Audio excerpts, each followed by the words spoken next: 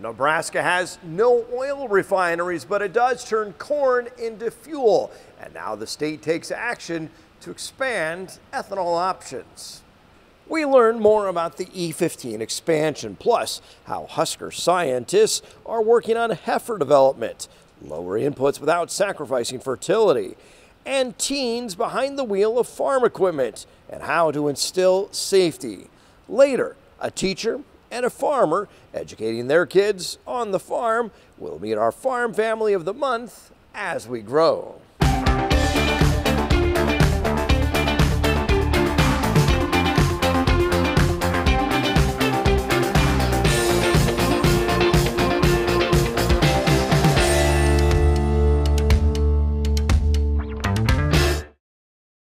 As the legislative session comes to a close, Governor Jim Billen signs a bill important to agriculture. Good evening and welcome to Grow. Nebraska is the second leading ethanol producer, but as an ethanol consumer, it's pretty far down the list. Governor Jim Billen said it's a great day for agriculture as he signed his E15 bill into law. It requires fuel retailers to sell 15% ethanol from at least half of pumps starting next year if they build a new fuel site or replace infrastructure. Instead of viewing it as an ethanol mandate, a Gothenburg farmer says it's about cutting into the oil industry's share with a product made in Nebraska and encouraging more Nebraskans to use it. We need to do much better. We're towards the bottom end of the states as far as our inclusion rate. So we make a couple billion gallons and we only include about 80 million in our fuel that we use here in Nebraska. So we need to do much better. McFeeder says ethanol has been a big boost to rural communities by creating a local market for corn. E15 is approved for all vehicles made since 2001. The bill also increases tax credits for retailers who offer higher ethanol blends. Historic tax credits are now law. Governor Jim Billen signing two bills. One reduces the state's top personal tax rate and the corporate income tax rate to 3.99% by tax year 2027. It also adopts the Child Care Tax Credit Act and speeds up tax exemptions for Social Security benefits. Another measure raises the minimum amount of relief granted under the Property Tax Credit Act from $275 million to $560 million. The governor says he'll continue to push for more tax policy to help Nebraska compete, and Senator Tom Breezy echoes that. Governor Billen has been a tremendous leader on the issue of property tax relief, property tax reform, tax relief in general. And so we will continue to look at the issue of ag valuation. But yesterday he signed into law LB 754, the income tax relief bill, and LB 243, my property tax relief component of the package. And LB 243 is going to create some significant property tax relief for Nebraskans, adding to the property tax credit fund, adding to the 1107 credit, removing community college taxing authority, and placing a 3% cap on school district revenue growth. And those are some game-changing components to the equation when we're talking about property taxes and property tax reform. So we're very happy to get that signed. And but like I said yesterday at the signing ceremony, there is more work to be done, and we will continue on that journey and continue to work for Nebraska taxpayers, property taxpayers in particular. Once hailed as a climate-smart alternative to animal agriculture, scientists now say lab-grown meat may have a greater environmental impact. Researchers at the University of California, Davis find so-called cultivated meat may have an impact an order of magnitude higher than beef production. That's due to growth media needed, which is similar to pharmaceutical production. The global warming impact could be 4 to 20 times greater than producing traditional beef.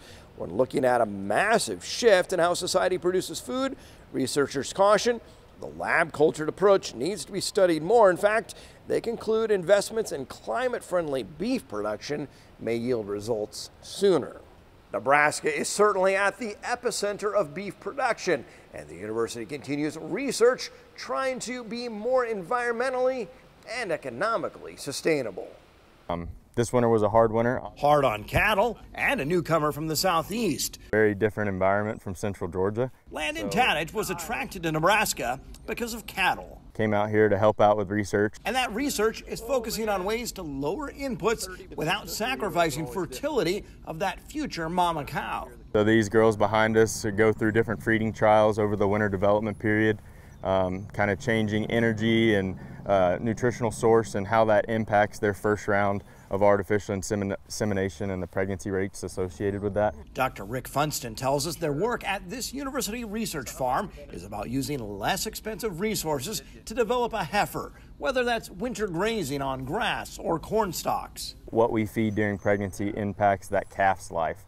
So then we follow that calf up throughout its growth and development in a feedlot similar to one of these, and then we'll follow that all the way to harvest and look at carcass quality and different things to see if we can associate that with what we fed the dam during pregnancy. Landon says there's a lot they can do for cow-calf producers thanks to genetic progress and improved nutrition. But there's also a lot of stuff we don't know, and there's a lot of stuff that we can get better at, and I think that's my favorite part. From the peach state to the beef state, Landon was drawn by a chance to learn from folks in the heart of cattle country and find ways to improve production in a way that's sustainable environmentally and economically. Very enticing to come to a place where there's a little bit of all of it, and a lot of the research is centered around looking at all of it. So I've enjoyed that a lot for sure. Agriculture is a dangerous industry, and kids too young to cruise Main Street may get behind the wheel of farm equipment, and safety needs to come first. If you thought your driving test was tough, try weaving through cones on a tractor you've never touched while pulling a wagon. Under federal law, kids under 16 can't drive tractors except on their parents' farm. When we look at this, unless they go through training like this. I call it a career building experience. Many farms and ranches lack help, so parents call on kids to pitch in. And often that starts not on a tractor, but something smaller. Drive around, check pivots, check cows, stuff like that. Tasks around the yard and around the farm. Yeah, just tasks around the farm. ATVs have replaced horseback in many cases, but the University Med Center says kids account for 60% of accidents on these adult-sized machines. We emphasize using the right size, making sure we wear protective equipment, so oftentimes they don't have smaller ones on, especially work sites or ag operations, so making sure we wear our helmets and our protective gear. Going slow, it's not a race when you're doing a lot of this stuff. It should be much different than the recreational uses of ATVs. You take your masks off. So while this course is to certify kids to drive tractors, engineering and health experts stress everything from personal protective gear using chemicals to the hazards handling grain. One common thread, slowing down to assess risks. There's a lot of pressure to rush and to hurry things, but taking a few seconds to think about the hazards. On the first full week of summer vacation, some kids are back in class. To have them all show up and their parents care enough to get them here. It shows they're putting safety first, a requirement for some families. Yeah. Grandma said that's the only way I can work on the ranch. Not only starting their summer right, but experts hope setting the tone for a lifetime. They want to work in agriculture, so we love to see that, but we want to make sure they're prepared to be safe out there. Experts at UNMC say most injuries on tractors and ATVs involve the most inexperienced drivers, whether it's a seat belt or a helmet. They encourage kids to use that, and to find more classes going on near you, go to our website, look up NTV's Grow for the dates and times. Later, she's a teacher, he's a farmer. Together, they're educating their kids through life on the farm. Up next, the Big Red State welcomes the Red Power Roundup. This portion of NTV's Grow is sponsored by Acres Equipment, solutions for every field. Acres has what you need to get the job done. The Big Red State welcoming the Red Power Roundup. Red tractors of all kinds coming together at Fauner Park. Donnell Moormeyer is joining us. Donnell, this is really exciting. I believe this is the first time even this event has been to Nebraska. What should we expect? Yes, it is the first time that Red Power Roundup has been to Nebraska. Chapter 12 International Collectors Club is hosting this event. This is normally, it can be anywhere in the United States. So we're really excited that it's coming to Grand Island. June 15th through the 17th. So folks, if you're into Farm All, International Harvester, Case IH, tell me all the folks who might be interested in this event. Exactly. Just exactly what you said, Steve. The Case IH International Farm All, we're celebrating the 100 years of Farm All. And so we're going to have a lot of displays and that type of thing that are going to represent those 100 years of, you know, what it looked like farming back in 100 years ago with the farm alls and when they came out to up to date now. So that'll be exciting. We've also got a lot of speakers that'll be talking about those types of things throughout those 3 days that we're having the event. So. You know, it's something that's kind of fun. If you want to see the future of red machines, you don't have to look very far because Grand Island, that's where the red combines are built. So that's kind of a fun connection too, just to see how far things have come in the last century. Absolutely. And we are having some combine tours, the plant tours. However, those are all full already. So unfortunately, we can't get anybody else in. That was a big draw for people. But even if they want to come out for a day, can you get in at the gate and just check things out?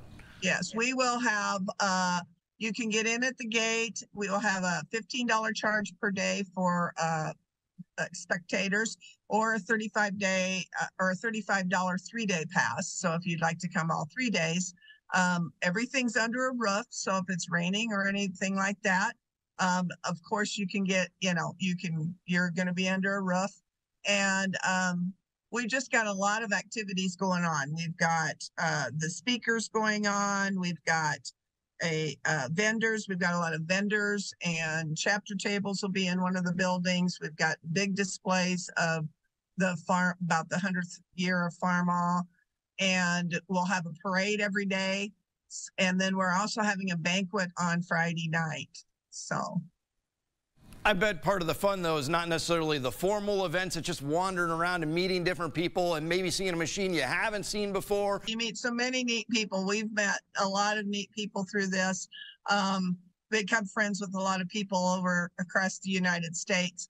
And you don't, and it might not necessarily be restored when they bring it. It might be in its everyday clothes, but that's okay too, because you can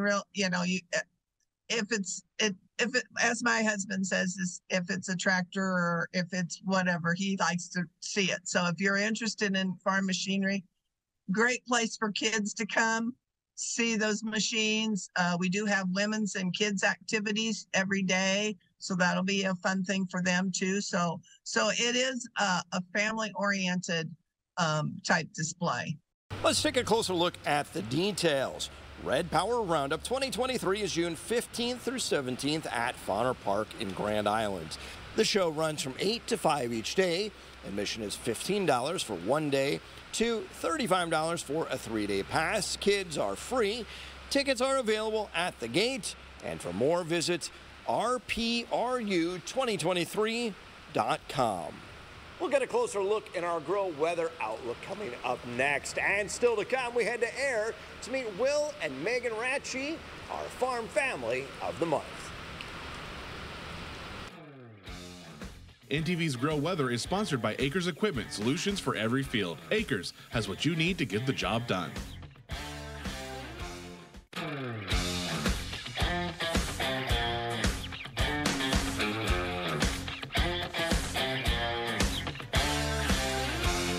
Despite areas of heavy rain, the drought monitor not that good as far as improvement. If anything is downgraded, the exception would be southwest Nebraska, where all that rain did fall. They're not completely out of the drought, but much improved there. In Kansas, the drought this week whittled down to 3 3/4%.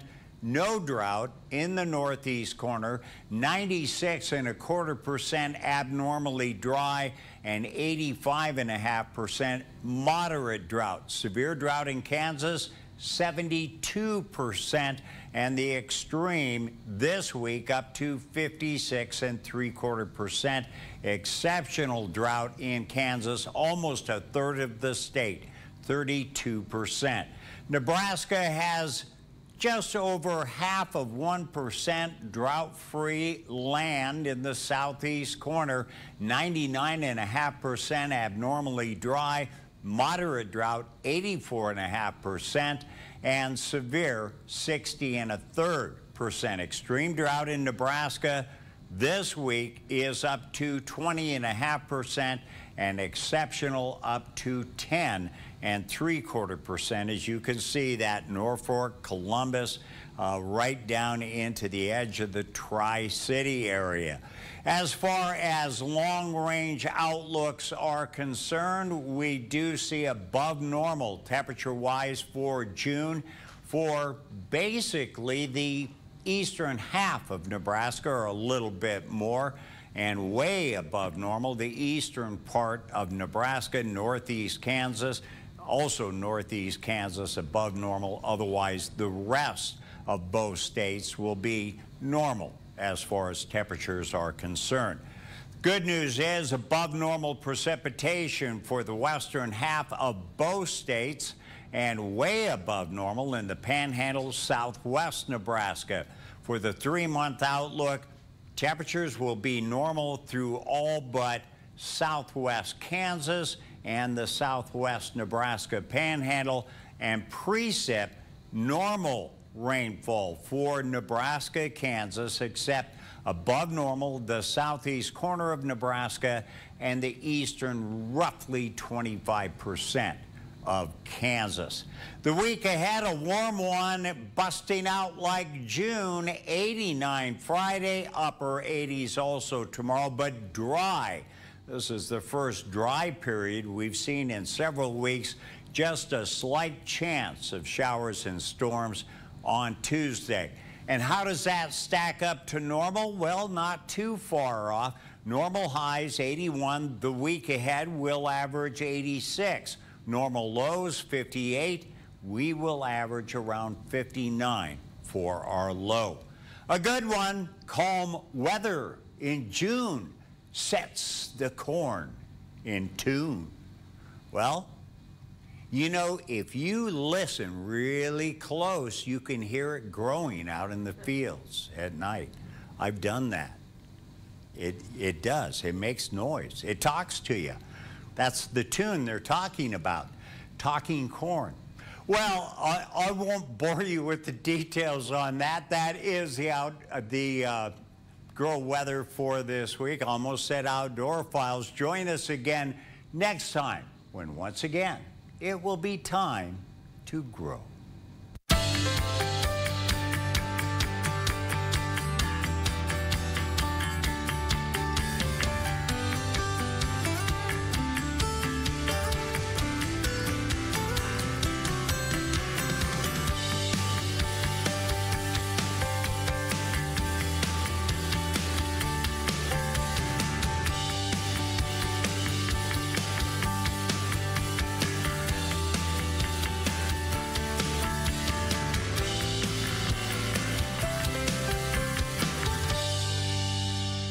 Whether you're side dressing a little nitrogen, working with cattle, or whatever you're doing this time of year, we want to see your pictures.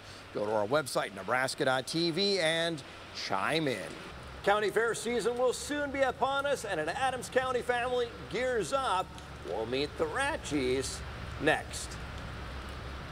She's an educator in the classroom. He's one on the tractor, both with real-world lessons to impart. 3 kids and plenty of animals. Sheep, pigs, and dogs, and lots of cats.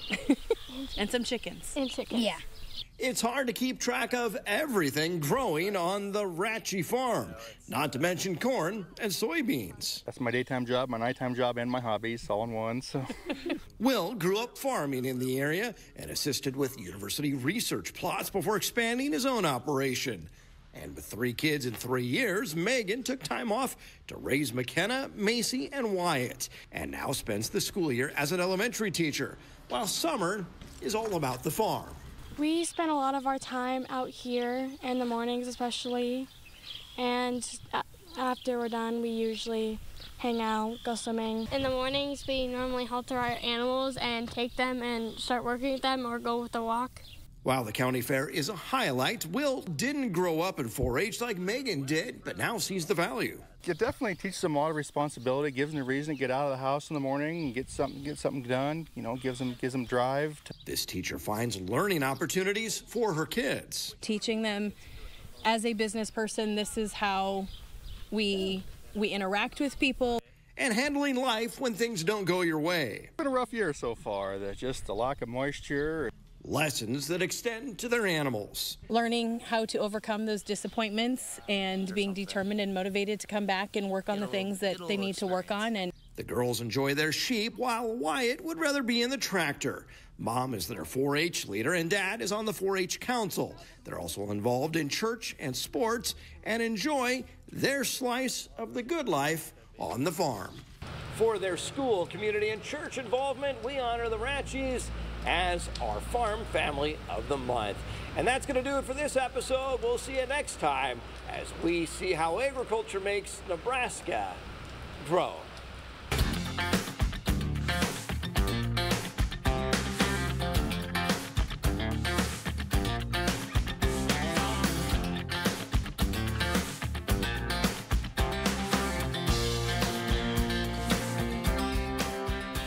NTV's Grow is brought to you by Aurora Cooperative. Tougher together, Aurora and you.